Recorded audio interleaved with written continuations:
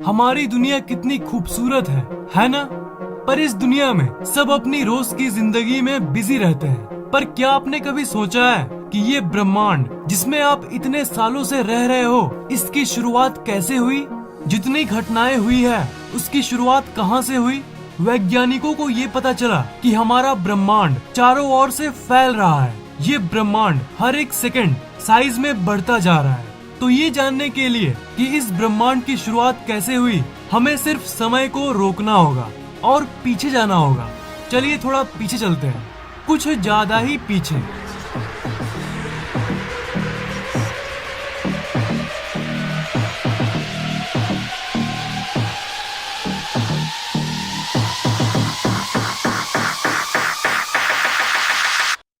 आज से करीब 13.8 अरब साल पहले ये है हमारा अनंत ब्रह्मांड। सब कुछ इस परमाणु से भी छोटे से गोले के अंदर समाया हुआ है। इस ब्रह्मांड में जो भी होने वाला है, इस ब्रह्मांड में जो भी घटना घटने वाली है, सब इसमें मौजूद है। इस ऊर्जा के गोले के अंदर यहाँ पर समय का कोई अस्तित्व नहीं है। पर अभी दुनिया जिसे हम जानते हैं, वो सब की शुरुआत होने वाली है। किसी रहस्यमय कारण के चलते एक एटम के साइज से भी छोटा ब्रह्मांड अचानक अपने अस्तित्व में आया।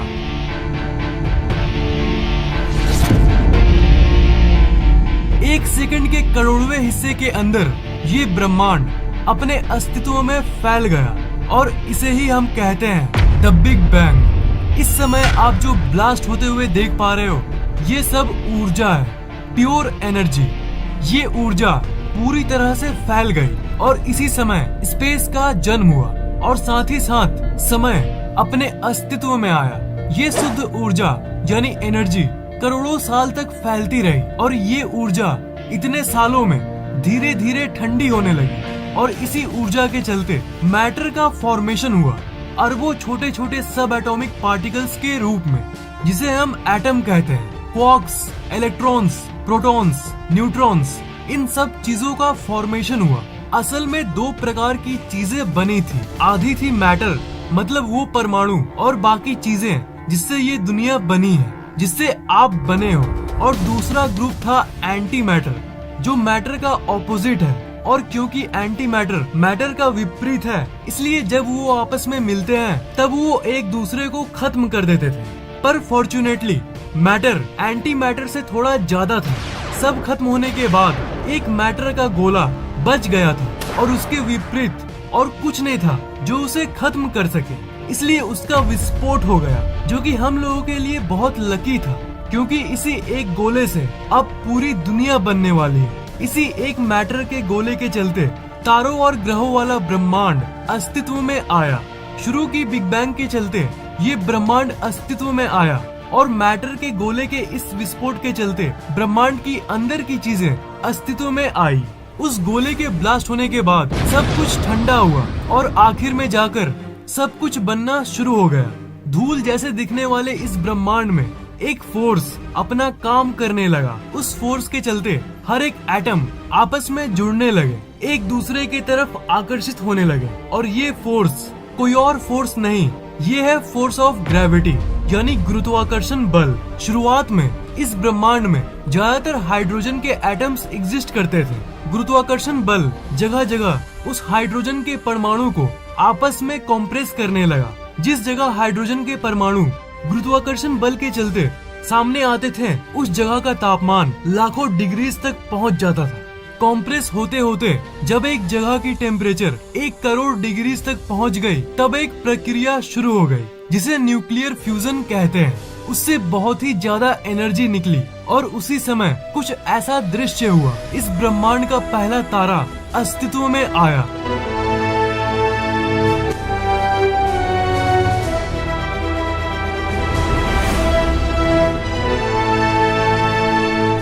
फिर इस तारे को अपना एक दोस्त मिल गया और इसी प्रक्रिया से शुरुआत में 200-300 तारे बने और लाखों साल के अंतराल करोड़ों तारे अस्तित्व में आ गए। जी हाँ, यही वो तारे हैं जो आप रात को आसमान में देखते हो। वो ब्रह्मांड के शुरुआत में इसी तरह बने थे। धीरे धीरे ये तारे गुरुत्वाकर्षण बल के चलते सामने आने लगे। वो आपस में एक ग्रुप में रहने लगे और अरबों तारों का समूह इस ब्रह्मांड में दिखने लगा और अलग अलग शेप और साइज के ग्रुप का फॉर्मेशन हुआ। वो नजारा कुछ ऐसा दिखता है और इन्हें ही कहते हैं गैलेक्सीज।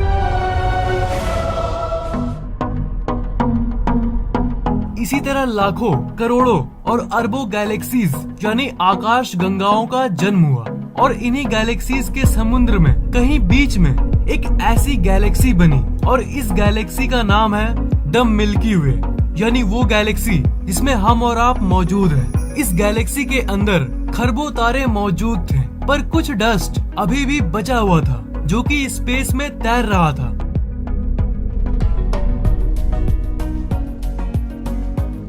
पर हजारों साल के अंतराल में ग्रेविटी अपनी पावर दिखाने लगी। जो डस्ट मौजूद थी वो भी गुरुत्वाकर्षण बल के चलते आपस में सामने आने लगी और इसी परिस्थिति के बीच में बहुत सारे प्लैनेट्स यानी ग्रह बनने लगे। सारे एस्ट्रॉइड जैसे दिखने वाले टुकड़े ग्रेविटी के चलते आपस में मिलने लगे।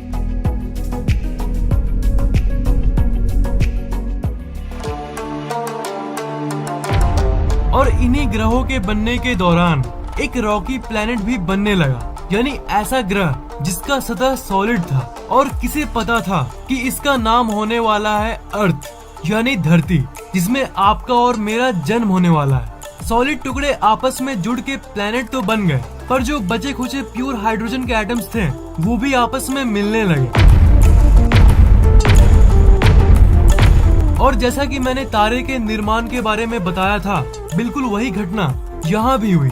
कुछ बचे हुए हाइड्रोजन के एटम से एक छोटा सा तारा बनने लगा। सारे हाइड्रोजन आपस में करीब आने लगे और इतनी टेम्परेचर बढ़ गई कि न्यूक्लियर फ्यूजन की शुरुआत हो गई। एक नया तारा जिसका नाम है सूरज, उसका जन्म हो गया। जब ये सूरज बना तब ये एक बहुत ही तेज सोलर विंड को इरप्ट किया, जिसके चलते बाकी सारे धूल के कण सोलर सिस्टम यानी सौर मंडल के बाहर चले गए और सौर मंडल में वही 8 ग्रह और बाकी उपग्रह बच गए जो कि साइज में बड़ी थी।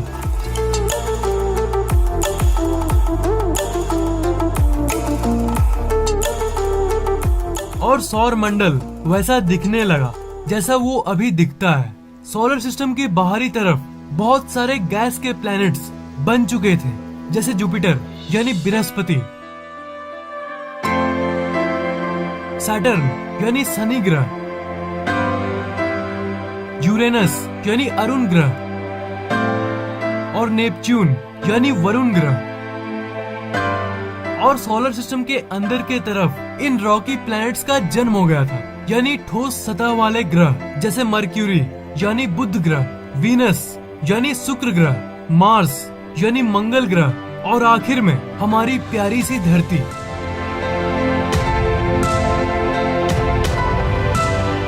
और यही वो धरती है जिसके इतने बड़े सतह पर से एक जगह पर बैठ के आप इस वीडियो को देख रहे हो। आपके जन्म के पहले इस ब्रह्मांड में इतना कुछ घट चुका है। बिग बैंग से जन्मा वो मैटर और उस मैटर से जन्मा ये तारा और इस तारे के बाद ग्रहों की उत्पत्ति और इसी के चलते आपका जन्म।